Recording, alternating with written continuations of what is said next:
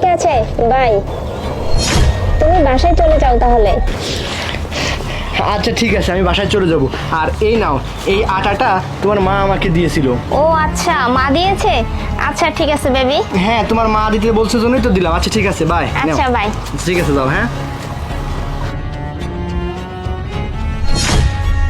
তুমি কি মনে করো তুমি আমার পিছনে অন্য একটা ছেলের সাথে ঘুরবা, অন্য একটা ছেলের সাথে থাকবা?